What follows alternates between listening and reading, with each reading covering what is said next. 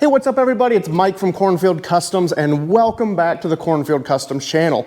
On today's video, we are going to be laying out the patterns and our shape templates for the 51 convertible to where we can take the passenger side that I've already made, make our patterns and mirror that to the other side. So stick around as we get these patterns made, we start getting things laid out and building the driver's side quarter panel. So on the 51 convertible, I've already made this section of the quarter panel to graft in the C6 Corvette lights. So what I did this morning before I started filming is I just took some fine line tape and I laid out where I want our seams to be broken up into. And that's basically because I have a seam here that comes beyond the peak. We have our weld seam here, there's a weld seam here, our weld seam down through the middle. So why I do that in tape is so when I lay the pattern out, I can see this easier through the paper than say like a pencil mark or a Sharpie mark. And I've got this little edge of the tape. So when I use our magic pencil to mark the edge of our pattern, it's a little bit easier to get that line. So that's kind of where we are at this point. We have our pieces all broken down, so I have to go over in the corner, grab some of our layout paper, and I can come in and we will start making all the individual patterns. So let's head over and grab some patterning paper. And the paper that I like to use is just plain white auto body masking paper. So I keep that kind of tucked up here in the corner on a paper dispenser, and we'll pull off just as much as we think we'll need. Rather have a little extra than not enough, and we'll take razor blade and we'll just cut this off, and we can head back over to the car with our patterning paper and get this thing laid out. So before we actually start patterning our piece, the first thing I want to do just to make life easier is I want to take our clecos, take them out and put them in from the bottom side so we don't have the main barrel of the cleco in the way. That'll make it a lot easier to pattern if we just have the little tip of the cleco poking through from the bottom. So I'm going to flip all those clecos around, starting in the areas I'm going to pattern first.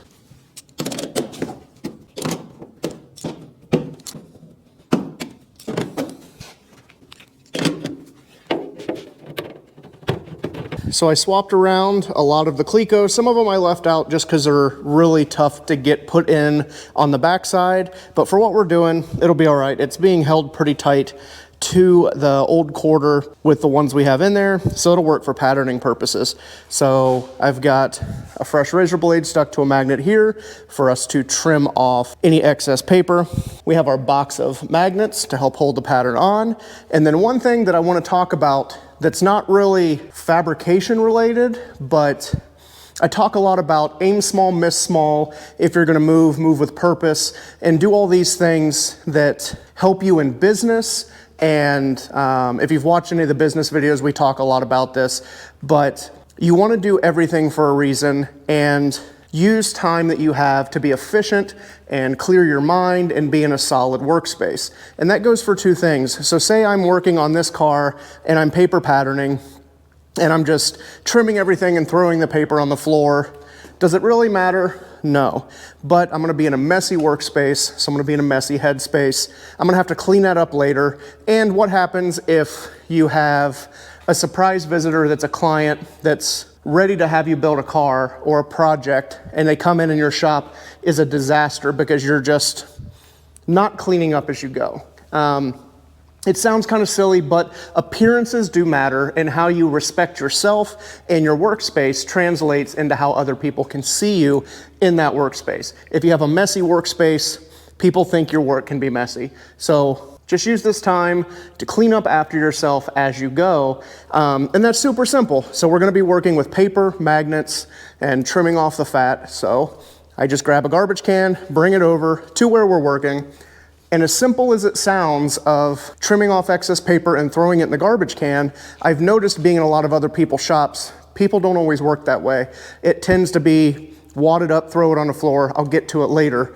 And sometimes they do, sometimes they don't. So I'm sure I'm just rambling about keeping your workspace clean, but I feel it's extremely valuable. Like I said, if you have a clean and efficient workspace, your work will be clean and efficient, and your mind will become clean and efficient while you're working. So that's enough talking about it, but just a little tip that I found over the years that helps me, and it gives a better visual in case you get those surprise visitors that you weren't expecting. So let's get to paper patterning and stop talking about cleaning up as you go.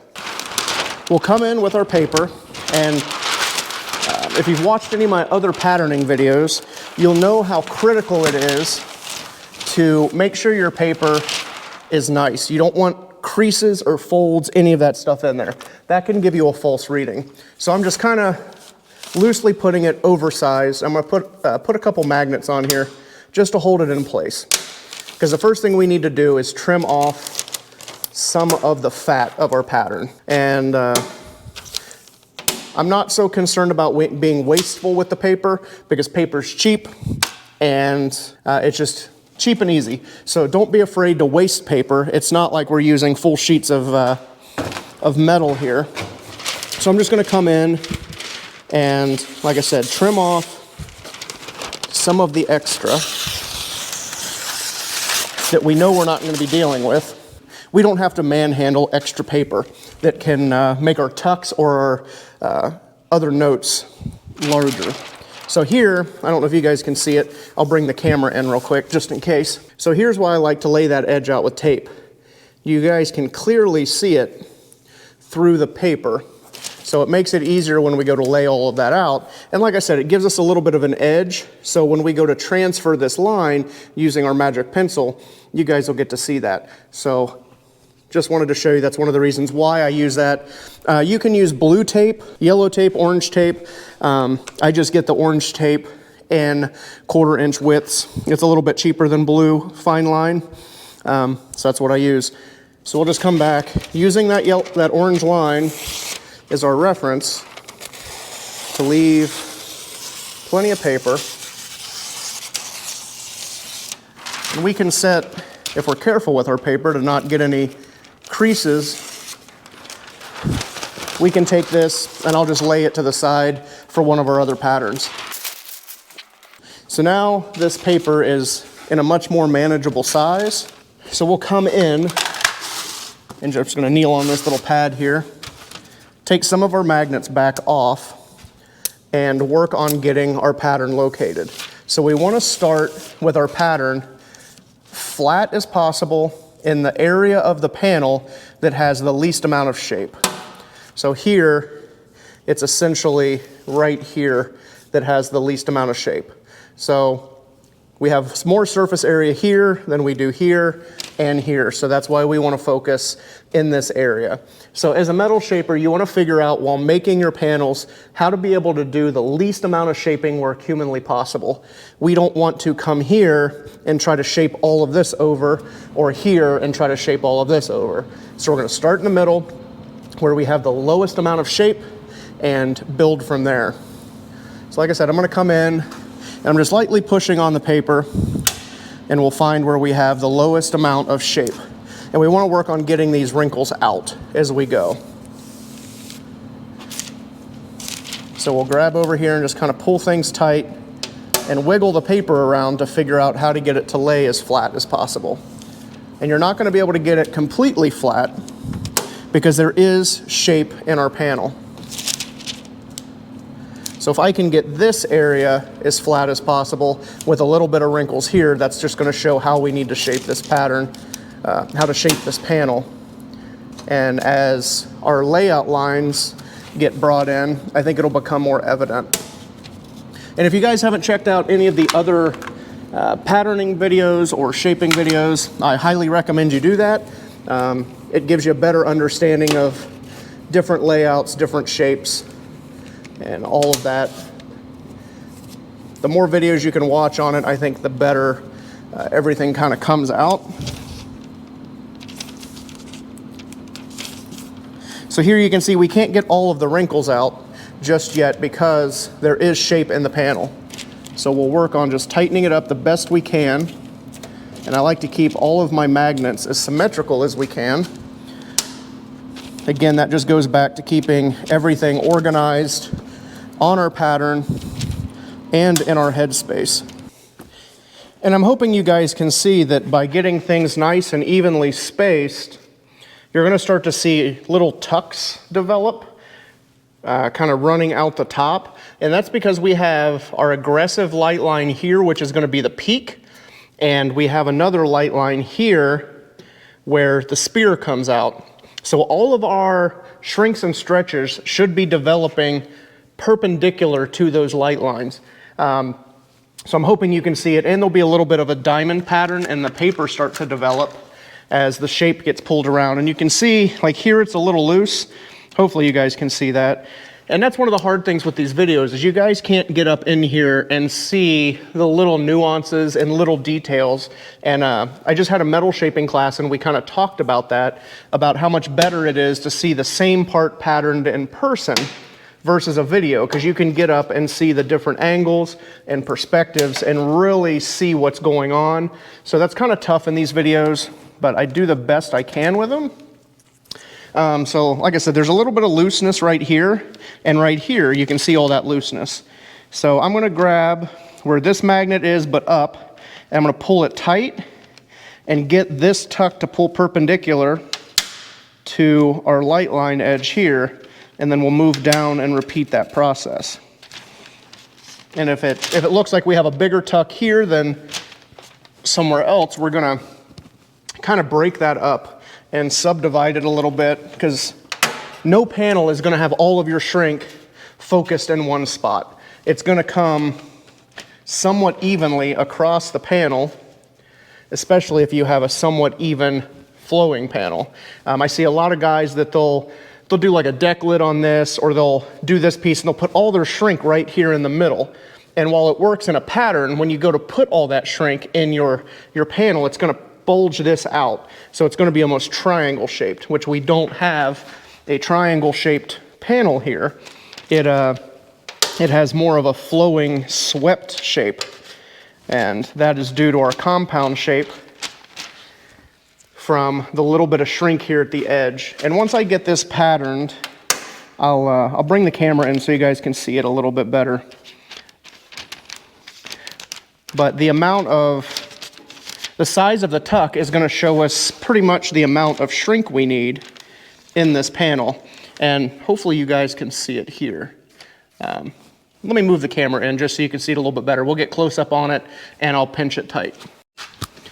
All right, now that I got you guys brought in a little bit closer, see this looseness right here? Some of that's going to be a shrink this way because the panel does dive in, but also watch what happens when I grab up here. It'll also do something similar. So that's kind of as the panel comes up and folds over, we don't want all of this shrink coming out the end. We want it to follow that natural flow from front to back as it comes around. And here, we've got a little bit of extra material. Now the pattern's starting to come over. I can trim a little bit more of this off. That way we're not fighting an extra 3 or 4 inches of paper if we don't have to. And toss that in the garbage can. So here, like, we can pull that tight and this lays down flat, but look at how much shrink it shows we need here versus everywhere else. So that tells me that it's not all going to be focused there like that. We're going to pull that down, get it somewhat even, and then we can pull outward here, and that makes this look a lot better. You can see the shape of the quarter panel kind of coming in and how to achieve that. And we'll, you can see there's a secondary little light line here as this rolls over the corner. So I'm just going to adjust this and make sure all of our shrinks are pulling pretty perpendicular to this light line, and here. And then from here, we'll be able to continue and pull our pattern over the top. So let me scoot the camera back out so we can get a wide shot of what's going on, and we can continue laying this pattern out. I'm going to leave this alone for now, and we're going to focus down here. So what I'm going to do is I'm just going to put a magnet here for visualization. And if I come up into here, this is tight. the paper's not touching the material underneath. The paper itself's just tight. So if I push, it's pulling the paper, and I can never get it to lay completely flat. So if we put a magnet here and I push in the middle, it doesn't lay right. So that's going to show us, since the paper is tight, that we need to have a little bit of a reverse curve where the panel comes down and then starts to fan out. So I'm going to start that reverse curve. Again, it's going to pull perpendicular to this line, and I'm going to start it right in the middle of the radius. So to map or pattern a reverse, we're going to come in and we're going to put a cut. And then what I'm going to do is, just to make it easier for you guys to see, I'm going to magnet it down, and I'm going to bring the camera in a little bit so you can see what's going on. And this is how you can double check if it actually is a stretch, a linear stretch, or if it needs to be shrank. But the paper's not going to lie to you. The paper's going to tell you exactly what needs to happen. So let me bring you guys in, and I'll show you how to check and verify that your pattern is accurate. So with a shrink, you're going to have too much paper here, and that's why you're able to fold that over if you, on your tucks. You'll be able to gather that material up. You have too much, so that means you need to shrink it to get that paper to lay flat. But on the opposite end of that spectrum, if you have not enough material, you're going to have to do a stretch or a linear stretch. So that's what we did here. Is I came in to the center point of the reverse in our spear, and I put a pie cut, or just a straight cut, coming down from the center of that radius outward. And here you can see how the paper opened up? That shows that we need a little bit more material in that area, and that's how you can check and verify. If we were to have cut that and the paper slid together and overlapped, that would signify it should have been a shrink, because it's getting rid of that material or shrinking it up. So that's how you can check and verify. And now I will come down and I will put more straight cuts down for our linear stretch, where the spear starts to reverse out of this low crown area.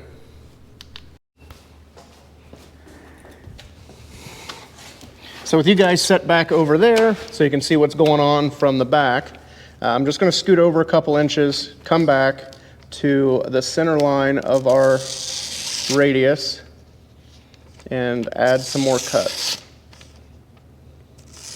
Doing our best to make our cuts as close to perpendicular from that reverse line or our light line as we can.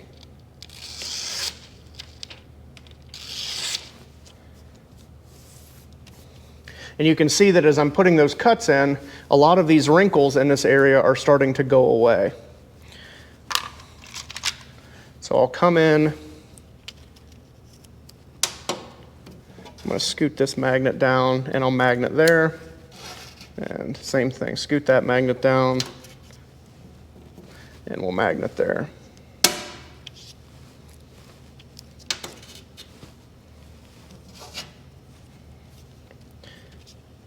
So when you're patterning, you can never have too many magnets.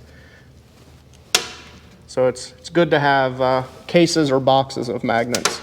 And looking at this, it is such a small amount of linear stretch that I'm just going to make a mental note for now, and then we will lay that out on our pattern, that it's very little linear stretch. It's not going to take a lot to get that to fan out, and we're going to break this right where our orange line is.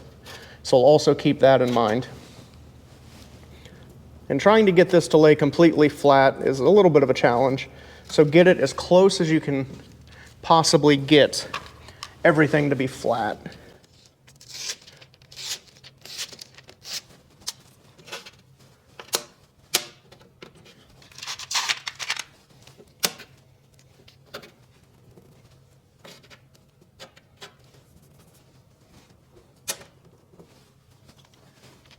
And as we come around this corner here, you can see we're getting a little bit of looseness. So there's our tuck.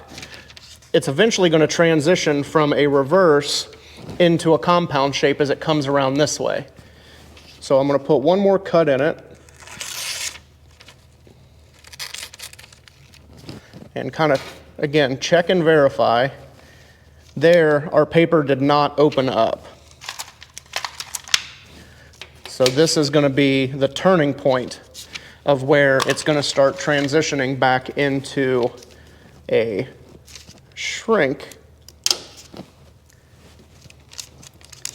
to get it to make that turn.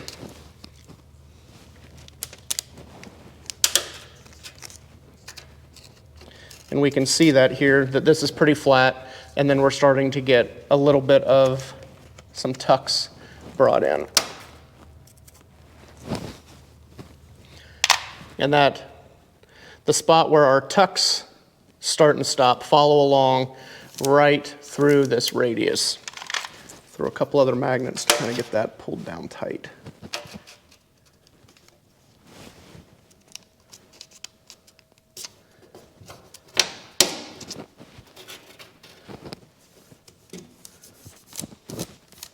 And we're going to have a little bit of bubbling here just where it turns this way and that way. The paper is not super solid, so we can't actually get that to lay perfectly flat, but we can take our fingers and we can push it into place pretty easily. So I'll step down here and we'll see if that is doing something similar here. As this spear starts to fade out, it's going to turn more into form than shape, and we're not going to need the cuts anymore.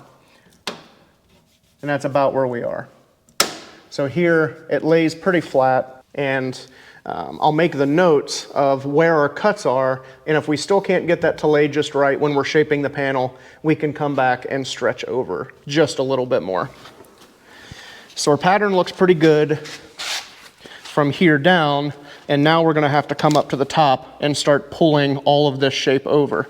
So I'm going to move the camera a little bit around the corner so you guys can see how I'm working up here in the top.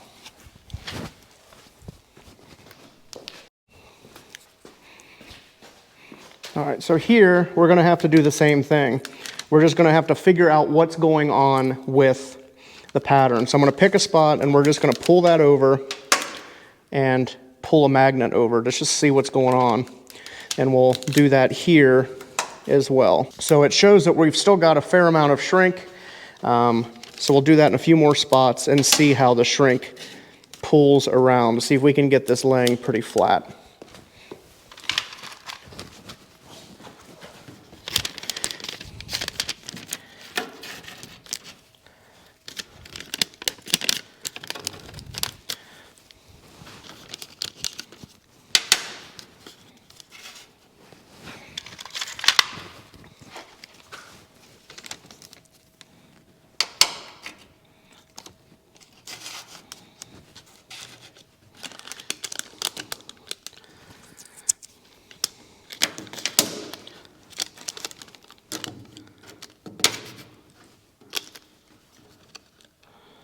So as you can see, I'm trying to keep our tuck height very similar because you don't want a bunch of shrink. Just like I said earlier, if you put a bunch of shrink in one spot and not a lot in the other, that will it'll put knots in your panel.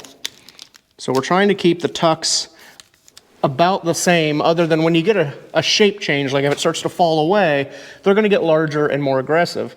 But again, it's not going to be barely any tucks, and then a bunch of really big ones, and then barely any. It's going to be little, a little bit more, the full depth, and then taper out.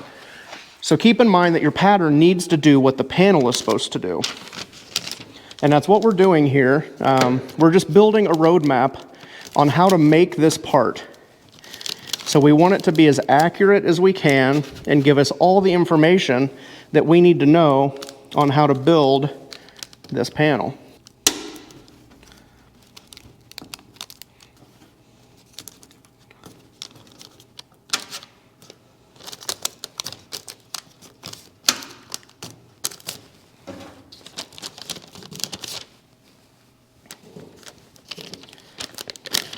And you might ask yourself, well, why didn't I just break it at this peak instead of bringing it over? Well, the reason I have broken it that way is you don't want to weld right in the peak of something. It gets a lot harder to correct that, hammer and dolly out your welds, and get that absolutely perfect. So it's better to at least break over a minimum of 3/4 of an inch to an inch.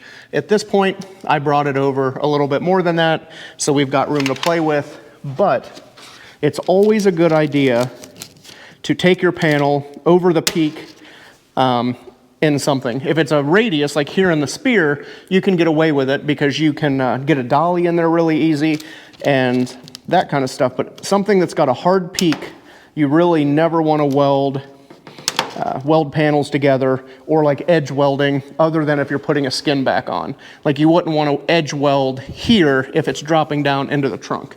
It goes back to being hard to hammer and dolly out that, we'll just say 90-degree-ish angle. So always plan ahead for how easy or hard it's going to be to fix any distortion from welding while you're patterning, and just get in the habit of that. It'll make everything easier down the road, and that's kind of what we're trying to do with the pattern. Make things easy, understand what needs to happen and why it needs to happen. So here everything's laying pretty good. The paper's pretty tight except where our tucks are, because we're not going to be able to get that tuck to lay completely flat. We could pinch that over and fold it, but we're still going to have a little bit of looseness here. And I don't like to fold them over, because then when I go to lay it out completely flat, it's not going to be flat because it's got that hard crease in it. So I leave a little bit of a looser tuck in it, and then I'll just mark where those are. And where the clecos are coming back through, I'm just piercing through that because it's kind of holding our paper up a little bit.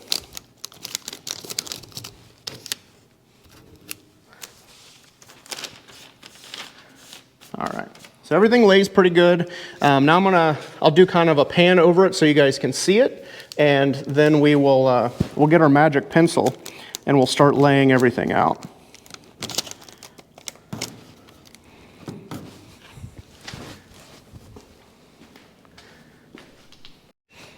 All right, so here you guys can see there is our hard peak line, and our shrinks start about here and they continue over at that hard peak line. So what we'll do is when we shape this, we'll come up, shrink to this line a little bit, and then we'll have to shrink to that line on this side even more to get it to kind of pull up this way and that way, and then pull over hard to make that drastic peak. So everything lays pretty good. There's that diamond pattern I mentioned earlier in the video, and that's just how the paper lays. You can't really get that out because of the surface and the tension in the paper. And then here you can see the little bit of gaps from our cut lines that show the linear stretching for reversing. And here you'll see, like there, I think you guys can see it, there's a little bit of an air gap, a little bit of a less gap, no gap, and then it starts to be flat, and then we get increasingly more tucks to signify our required shrinks. So I'm gonna grab our pencil, we'll start laying all this stuff out, we'll get a radius gauge, lay out everything we need to know, and then we can do the final trimming on this pattern. And I'll have to decide if I want to pattern all of the pieces or pattern this one, lay it out and start shaping it. Either way's fine. We'll just have to see how long this video plays out. The patterning part and getting the information is long, drawn out, boring, but it's so critical because, like I said, we're making a roadmap. So the more accurate your roadmap is, the more accurate your shaping is going to be, and the more accurate your final part's going to be. If we rush through this, make a sloppy pattern, we're going to have a sloppy part. I'm a big believer in taking the time on the pattern, and it'll make the shaping and fitting process that much faster. So even when I do classes, we spend hours on paper patterns, and it can be boring, it can be tedious, but it is so critical. And when we do those classes, everybody always says they learned so much from the patterns, and they didn't realize just how important they were until they actually saw it be made, and then when we lay it out. So this episode might end up being just a pattern video on this segment, get all of our information, trace our edges, and then I'm gonna break this into probably multiple episodes. They might not all be patterns. I might not do a video on doing the bottom part of that quarter because it's the same setup, but I will do the corner, at least the upper or lower corner, because it has a lot of linear stretch in it. So I think that this one's just gonna be a pattern layout, get all that information, break it down, and then we can start shaping in a video or two once we get a couple more patterns done. So stick around as we get the rest of our information, and I'll try not to ramble on or blather too much, but I'm just trying to instill how important the pattern is and to take your time and don't rush through it. So let's get back to laying this pattern out. Grabbed my magic pencil, and if you haven't seen me talk about the magic pencil, what it is it's an Australian styled carpenter's pencil. So here in the States, a usual carpenter's pencil is wood and it has a little graphite on the inside, but the Australian style ones is just a solid graphite pencil. So these work really well because then you don't have to shave off the wood to give yourself a nice graphite marking edge. So what we'll do is we'll come in, I'm just going to start here at the peak. We'll come in with our magic pencil and we can mark where our center peak is and just essentially giving ourselves a rubbing. And then we can come in where our orange tape is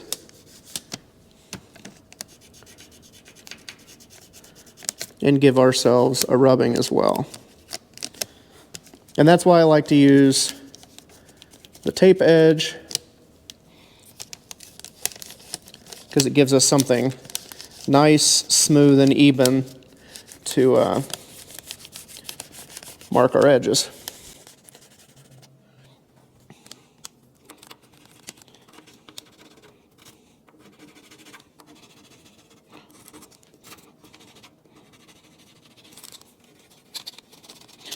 And this is just like everything. We're not going to get in a hurry and try to rush through this part, because if we go through and we rush through, we'll get sloppy lines, and that's all going to transfer into the quality of our pattern.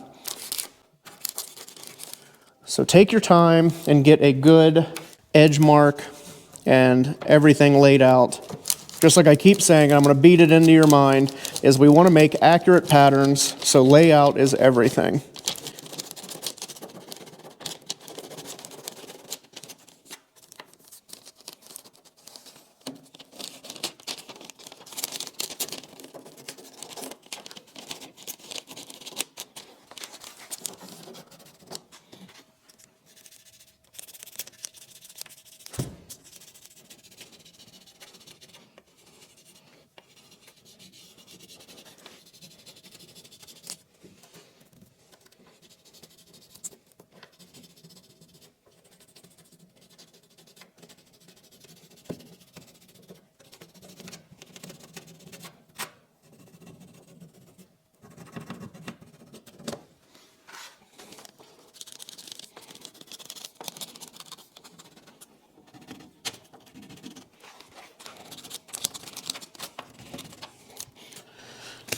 All right, so with all of that laid out, I'm just going to come back and make sure that nothing moved from doing our edge rubbings here.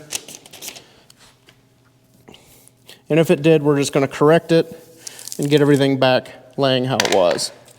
So then we're going to come in, and I've just got a regular fine tip Sharpie, and I'm going to come in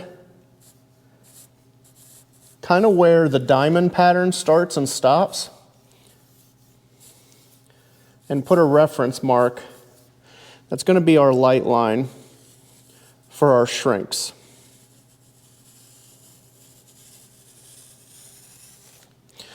So it should be about where all of, like I said, all of the tucks come in and stop, and that diamond pattern stops. And it should be somewhat parallel to this line. As it comes down, this is going to taper as our shape increases, but that's going to be our light line for there. And I'm going to come in and mark that this is going to be a shrink. So SH for shrink, and I'm going to come in and mark everywhere we have a tuck.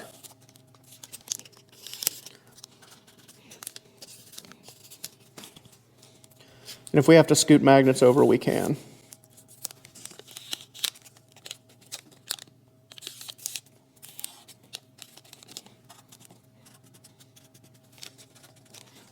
And I'm going to label that this is our peak, just so we know when we take that back off, we're going to have shrink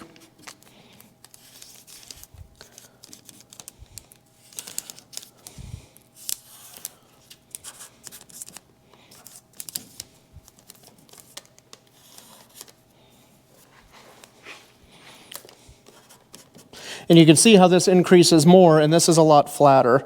So we're going to shrink up here more so to pull that edge over. And this we're going to have just to take up that little bit of looseness. And I don't know if you can see that in the camera there, but I'm marking where the tucks are or our looseness is.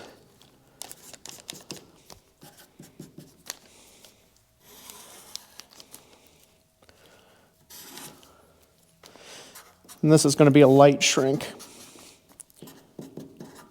because the paper really starts to flatten out here. So then on the same thing, this is going to end up being a light line. So that's a shrink.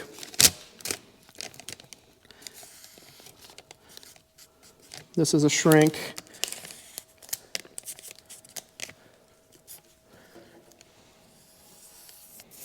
And same thing, where I'm drawing these loose light lines, it's where the wrinkles start and stop.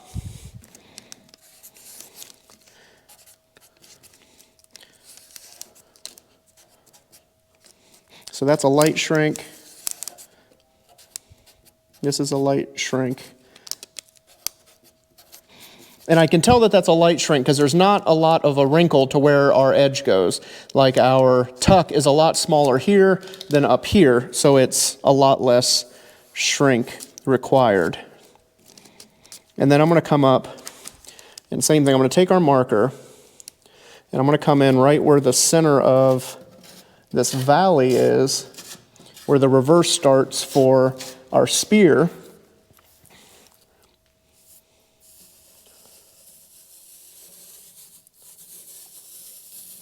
And this line's not going to be perfect.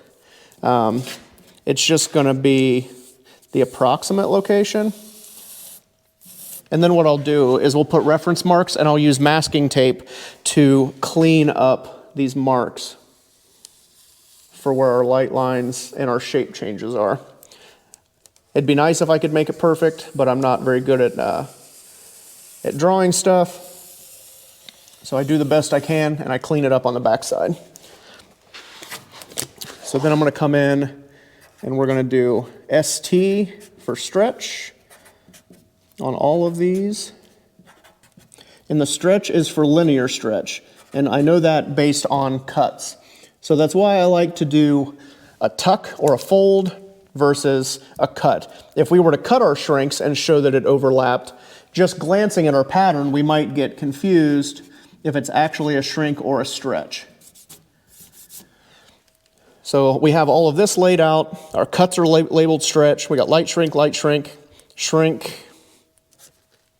I don't know why my H's looked like T's, so I got that fixed. Everything's laid out. We've got our edges. We have our peak, and now we need a little bit more information. So I've got our Cornfield Customs radius gauge here, and we're going to come in and find one that fits pretty close. So this is a 4-inch radius. So we'll just come in, 4-inch radius. Check that. We'll check it in a few spots.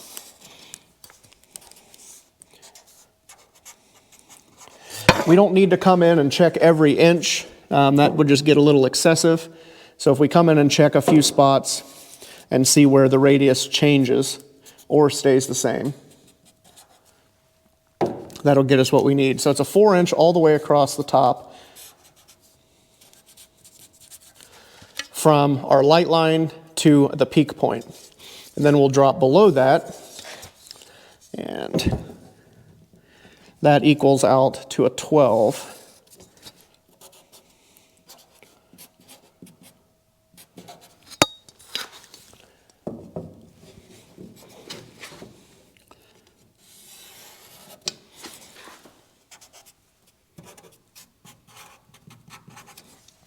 And this way is going to be so low crown that's 36 is the lowest I have on here, and it's not enough. So we're going to have to either eyeball that, or I've got a set of sweeps. I might check it with the sweeps and give us exactly what that is. So our spear is a 3. So we'll check that all the way down. So it goes from a 3, I'm just going to rotate this around so I can actually see it, to just under a 2 as it starts to fade out. So it's just going to be a 3-inch radius to here. This was 3-inch. And here it starts to transition into a 2. So we don't need to come in and say 3, 2 3/4, 2 1/2, 2 1/4, 2. We know that's going to be a progression from 3 to 2, and then it kind of fades out. So I'm not going to get super carried away with that information. But here is what we have for our pattern. And I'm just going to make a couple notes that we're going to add 3/4 of an inch to all sides. That's just my standard because I can use 3/4 inch tape. And that just gives us a little bit of buffer room in case we're not exactly spot on with our shaping. It lets us have a little wiggle room so we don't make the panel too short. And if we want to overlap, we'll have overlap on both sides so we can cleco it together before final trimming.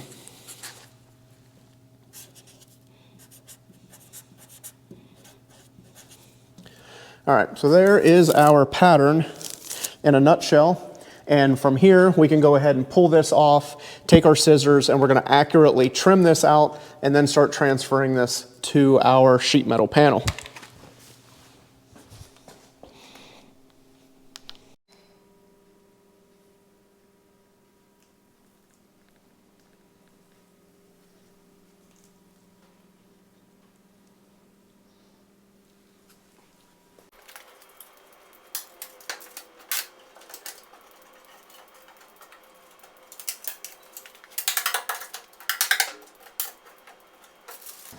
I got our pattern taken off of the car, and I'm over here at just our workbench.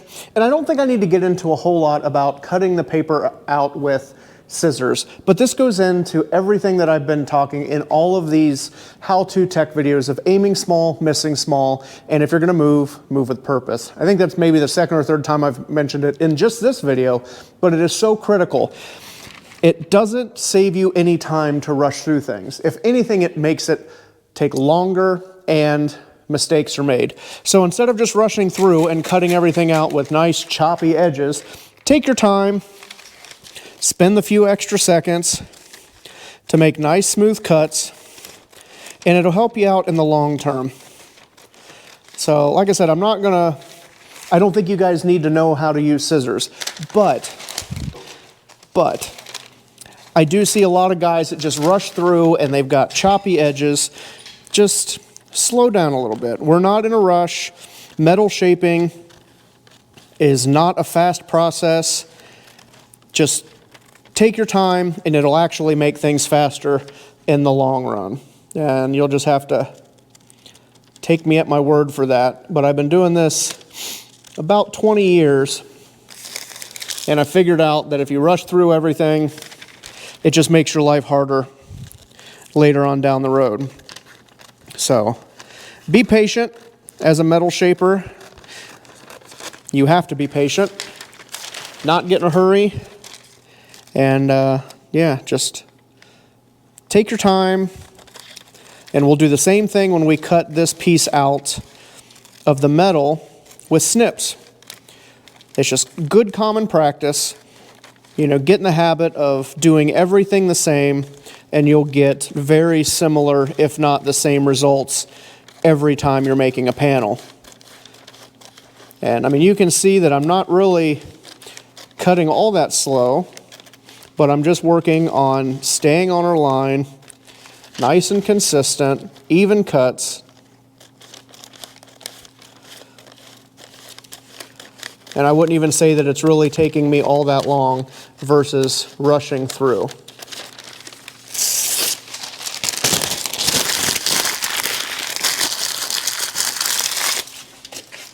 So, listen if you want, ignore me if you want, that's on you. But I am just trying to give you guys little things that I found over the years that make everything easier. So take it with a grain of salt. Leave a comment that I'm an idiot or that I'm slow or that I'm wasting time. That's fine.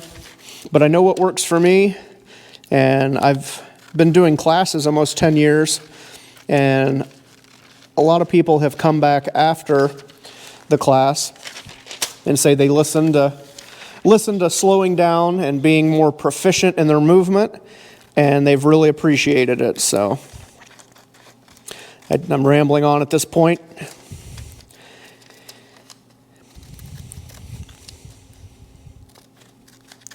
And you have to be careful, especially with these little cut tabs where we put the cut in the paper for our linear stretch marks, as to not be too aggressive and tear your pattern. Because if you tear your pattern, it's going to be tough to keep it accurate. So you want to be gentle with your pattern and effective with cutting it out.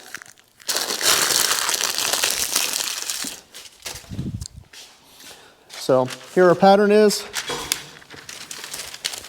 It's all cut out. Everything's laid out. All of our notes are on it. So next up, I'm going to grab our steel sheet, get all of that cleaned up in our normal process, and I'll touch on that for you guys that haven't seen any of our other patterning and layout videos. So I'll grab the metal, get it cleaned up, and we will start transferring this information to the sheet metal and keep plugging away on this section of the quarter panel. I've got our material moved up onto the welding table so we can lay everything out, and we will be using 18 gauge cold finish steel for this, so 0.040 give or take depending on the mill run, cold finish so it's nice and clean to work with no mill scale. And we're about ready to lay out our paper pattern. But before we do that, we want to make sure that we get all of the grease and oils off of the metal so our tape will stick as we offset our edges. This is one thing that if you know me or if you've seen the other videos, I'm a big stickler for, and I have a certain process that I like to use to get the material clean. So what I've got is, this is just one of our Just Right plunger cans, and it has 99% isopropyl alcohol. I like to use alcohol versus lacquer thinner or anything else because I really don't like the smell of lacquer thinner or acetone or what it feels like on my skin or my hands. I just don't like being around it. So I like to use alcohol, and I feel that it gets the material a little bit cleaner. So I do an initial wipe with the alcohol to get the majority of all the oil and grease off.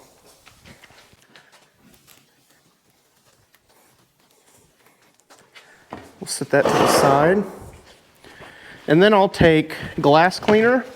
I prefer Spray Away brand glass cleaner, but this Stigler supply, a buddy gave me a case of it, so I'm using it while I've got it. It works pretty good. I still feel that Spray Away works a lot better. So after the alcohol, we're going to wipe it down with glass cleaner.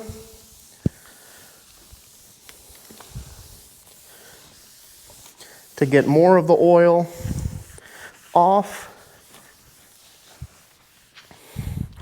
And you can see just how dirty it is after using alcohol.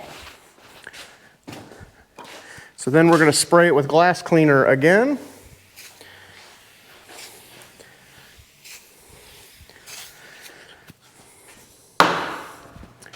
And we'll wipe it down one more time.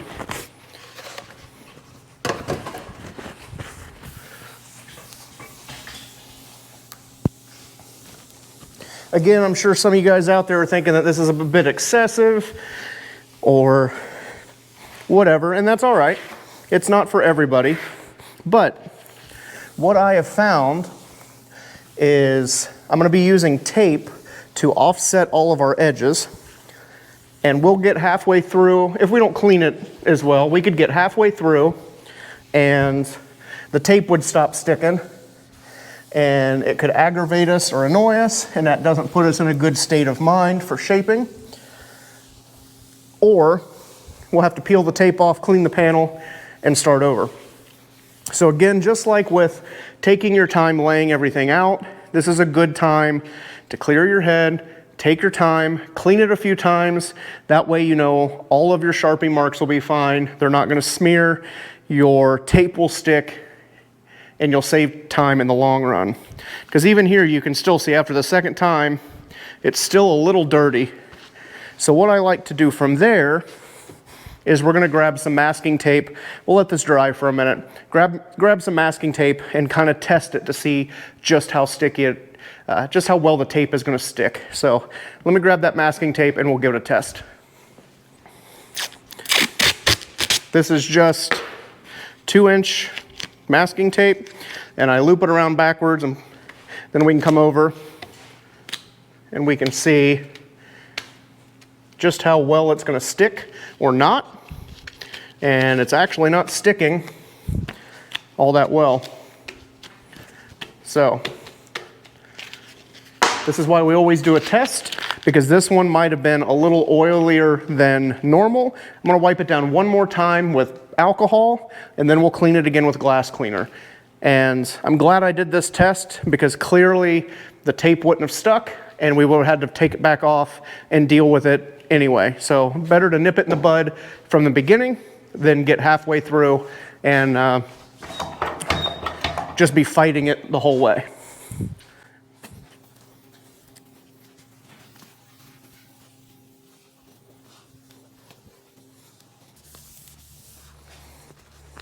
So you can still see that there's still a lot of oil coming off of the panel.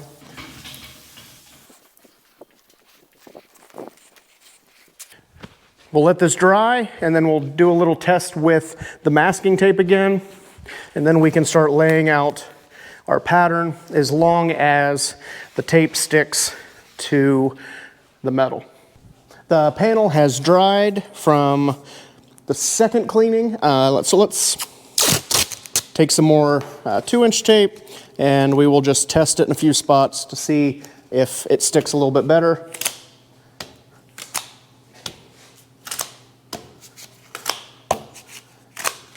That sticks much better. So now we can grab the pattern and we can lay it out on the panel.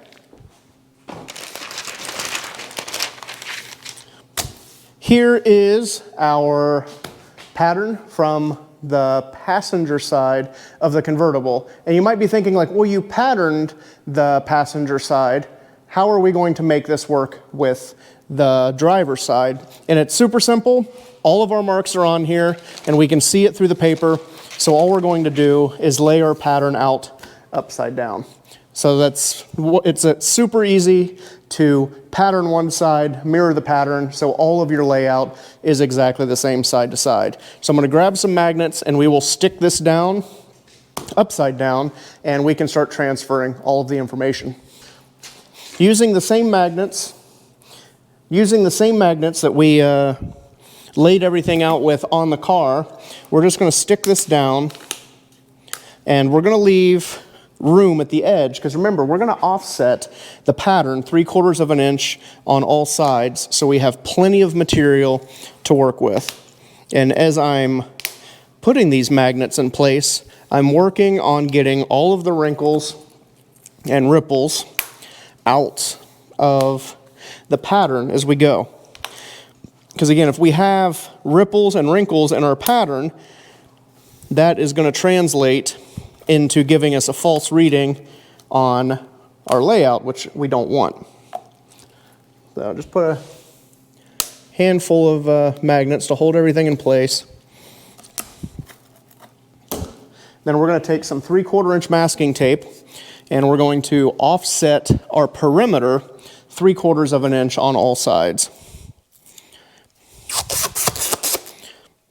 And this is why it's so critical to get everything clean to where the tape sticks, because we're going to be making some turns, and we don't want the tape to be fighting us as we lay all of this out.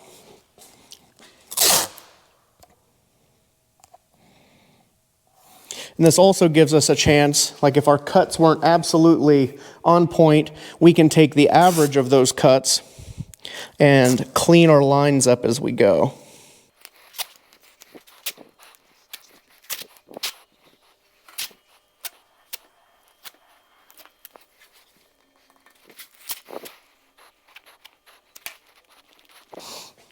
Then I like to come back with a razor blade, and we're just going to trim off the loose edges on the tape. So our pattern is perfectly offset 3/4 of an inch with no excess tape in the way. Same as everything, we're being very careful to get nice, accurate cuts. Aim small, miss small. And you guys are really going to get tired of hearing me say that. But if you're new to the channel or new to the patterning videos, you'll know that I talk a lot about it. And just keep reducing your margin of error. The tighter we can get that margin of error, the more accurate our layout's going to be, which is going to mean that our pieces are going to be more accurate. And we're just going to scale that down to where we're not saying, plus or minus a quarter. We could get plus or minus a 1/16, or even better than that, depending on the complexity of the part. So just don't get complacent with, I'm working to a 1/4 inch tolerance. You know, shrink that margin of error down and make everything as accurate as possible. It's just good habits to be in. So with that, we're going to take our ultra fine point Sharpie, and actually I don't like this line, our tape line. Let me grab the camera and I'll show you. So I was talking about being efficient and effective. So this is nice and offset decent, and then get here and we get that little wiggle. I don't like that. So I'm going to peel that edge of the tape up and correct it really quick, because it's easier to correct now than get a bad layout line. So I'm just going to peel that tape up a little bit and come back and clean that radius up. Not perfect because the tape's got a little bit of memory, so we'll just peel it off there and put a fresh piece of tape on.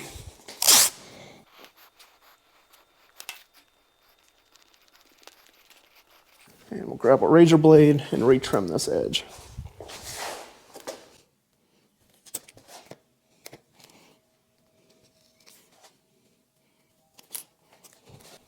All right, I like that a lot better. So then we'll take our ultra fine Sharpie. We'll trace around the outside, pulling into the tape.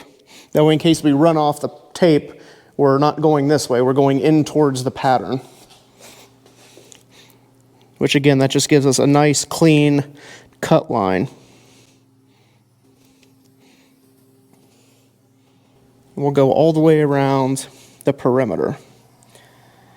And I like to do this first before I lay out the inside, because there's been a few times where I'm like, I'll go ahead and do the inside, and then I'll come back and lay out our cut line, and I'll get in a hurry and I'll forget and I'll peel the tape off, and we won't have the outside laid out.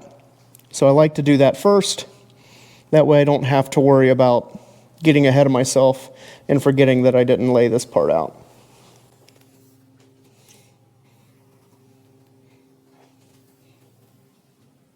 Then we're going to grab one of our spring punches. I like these, not the automatic ones, just because I can control the pressure a lot easier and I don't have any mishits like I do with the other ones. So we're going to come in where our light lines are. So we have a light line that comes down this way,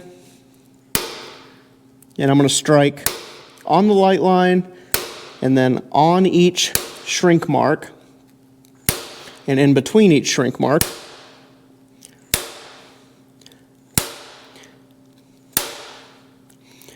And using a center punch like this is really good, because as we start shaping, some of the Sharpie marks might get rubbed off from either the oil or the power hammer, and we could lose where we are, but the pinprick marks are going to stay there indefinitely, and then we can use those marks through the pattern into the panel to line all of that back up if we need to retest the pattern or realign anything later on. So it serves two purposes. It Actually, it serves three purposes. It helps us transfer our marks. Then we can use it to realign, and they stay on the panel versus a Sharpie mark, which could come off.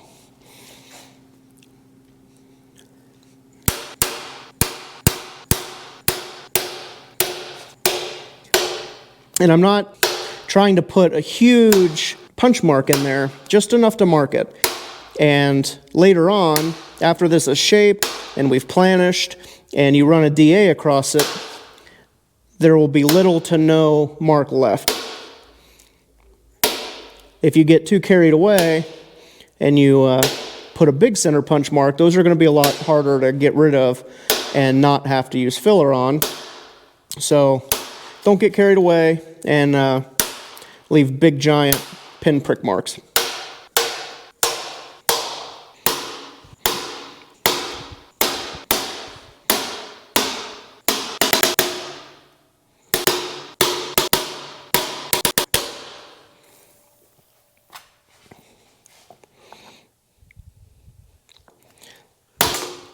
Then we'll pull our magnets back off and set our pattern to the side for now. Being careful to not just grab this thing and try to peel it off real quick. I like to give it a little bit of a wiggle just in case the tape has caught part of it, like right here. If we just grabbed it and tried to pull it off there, we might have ripped the pattern. So again, just take your time. We're not in a rush. And I'll grab you guys off the tripod here real quick and show you a close-up of the center punch marks. So they're not very deep, just enough to show me what we're working with. And then we're going to take more 3/4 inch tape, and I'm going to take an average of our light lines, because our marks might not be absolutely perfect. We might be doing on the line a little bit higher, a little bit lower, and if we made that perfect, if we matched the tape to the pinprick marks, it might not be perfect. We want it to be as close to perfect as possible. So I'm going to put you guys back up here, and we're going to take that 3/4 inch masking tape and take an average of those marks, and if I can get you guys on a tripod. All right. So then we're going to take the 3/4 inch tape, and we're going to take an average of these marks. Actually, let me move you guys around so you can see it a little bit better. So I'll start out here, and I'm taking an average of the mark. And once I get this laid out to a nice clean arc, I'll move the camera back in so you can see how I'm not hitting every center punch mark, and that's okay, because we're taking the average. And it's offset just a little bit for the thickness of the marker itself. So then I'll sight down it, and it looks pretty decent. Let me grab you guys again. So you can see that some of them are farther away, some of them it touches, some of it's under, but we've taken the average of that to get a nice, smooth arc. And your light line is, like, you can manipulate that a little bit. I would say up to a 1/2 inch, sometimes more, depending on the complexity of the part. But again, we're aiming small and missing small. We don't want to be dependent on a 1/2 inch margin of error. We want to hit that as close as we can within reason. And that's why I take the average. And then we're going to take our thicker Sharpie and come back over, and we're going to mark this light line. It looks like this marker is dead. So let's grab a fresh marker, or a more fresh marker. Let's see what we got. All right. So there's our first line transferred. And we'll do the same thing towards the bottom.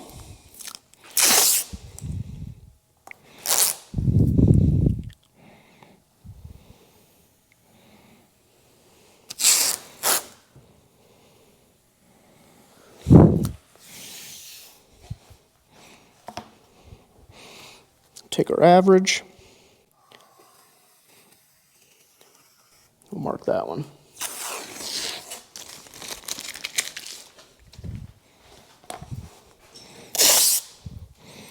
And same thing at the top.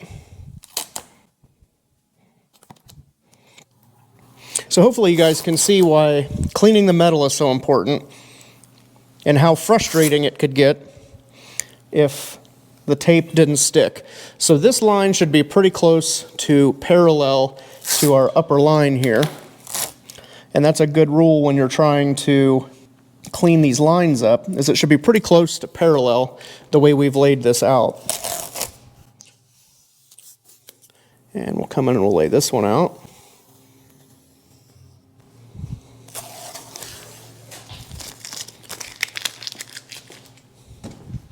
And we've got one more to do.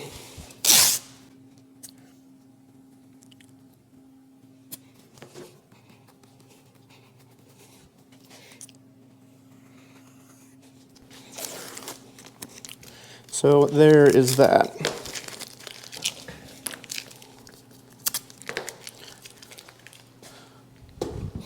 So then we can bring our pattern back. This is why I also like to leave that tape on there until we're done. It's easier to locate it back. And we can look and we can see through the paper a little bit, and we can see our light lines that we've laid out on the material and make sure that they overlap correctly. Nothing's super out of the way. So then I'm going to look at these. This is a shrink, shrink, shrink, and we've got one extra one here that we need to add. So we'll come back and lay these lines out and just make sure that everything lines up pretty good. And we'll come through. I'm just going to put reference marks on our tape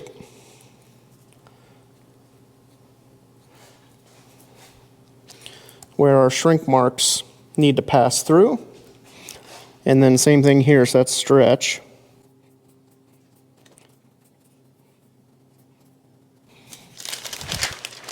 And let me grab a straight edge and we can start connecting those lines.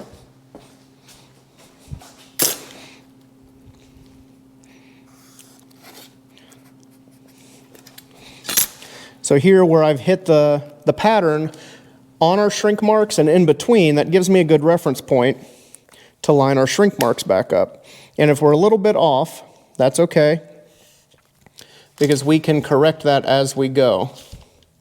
So this one is supposed to come all the way down to here, and that one as well. That's why it's a good idea to always check and verify up against your pattern as you go. So as I'm doing these, I'm looking through and seeing where, I'll turn it over so you can see it a little bit better. These are deep shrinks, and then it goes to shallow shrinks.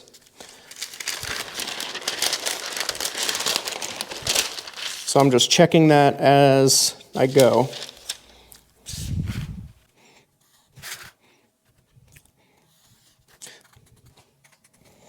And label that SH, just like the pattern.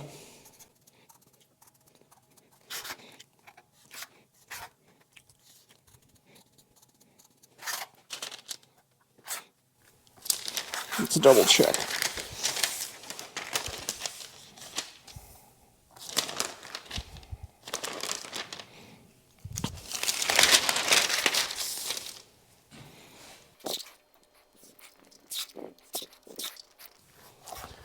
I may have laid them out one way or the other, but I'm trying to keep it symmetrical. So we've got a long shrink, two shorts, a long shrink, two shorts, a long shrink, two shorts, and a long shrink.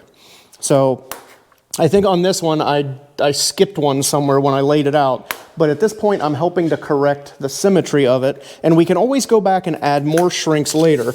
I would rather err on the side of margin to where we have to go back and add more shrinks than come back and take them back out. So what does this one say? These are light shrinks. And then that's a flat. And then now we're starting all of our stretches. or linear stretches to be more specific.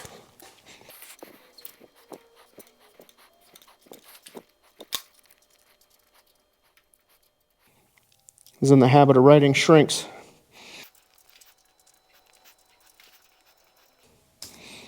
All right. So then all of that looks pretty good. I'm just going to flip this over so we can look 4-inch radius, 4-inch radius, 12-inch radius, 4-inch radius. So from here, I'm gonna go over to the 4-foot power shear and rough cut this out and then come back and trim it with snips and file the edge. I don't think I need to show that in this video, and this one is getting pretty long. So I think I'm gonna wrap this up and do this off of camera, and then I'll pattern a couple other things that are very similar to this one. Like I mentioned earlier in the video, the bottom half of this is gonna be very similar to the top. So I don't think I'm gonna pattern that one and show two videos that are extremely similar. I'll show the shaping process, but probably not the pattern, because I don't know how much you guys are gonna like all of these patterning videos, but I will pattern the reverse section around the taillight, because that is a whole different animal. We did a little bit of reverse here, but the reverse on that section is gonna be a lot more aggressive. So we'll end up patterning that, and that'll probably be the next video of patterning that piece, and then we'll start shaping everything together. So I'm gonna wrap this video up. Thanks for checking it out. Hopefully you guys made it to the end. I know this stuff's boring, but it's so important to get patterning down and transferring this pattern to your material. I think it's one of the most important things, because if you can't make an accurate pattern, or you can't transfer that pattern to your material accurately, your parts are gonna suffer. So again, if you made it to this far into the video, thank you guys so much, and hopefully it's been beneficial. I'm trying to do some deeper dives. Drop down in the comment section, let me know what you think of this one. Check out some of our other ones. I know I've done roof inserts and Model A quarters and doors, and there's just a bunch of patterning and layout videos. Check them out. Give this stuff a try and see what you think. But again, thank you guys so much. Drop down in the comment sections. Let us know what you think of these videos. Share them with a friend. Tell us you hate them. Whatever it is you need to do to tell us how to make these videos better for what you need is greatly appreciated within reason. So again, thank you guys so much for checking out this video. I'm gonna get back to work with cutting this out, and we will catch you guys on the next one.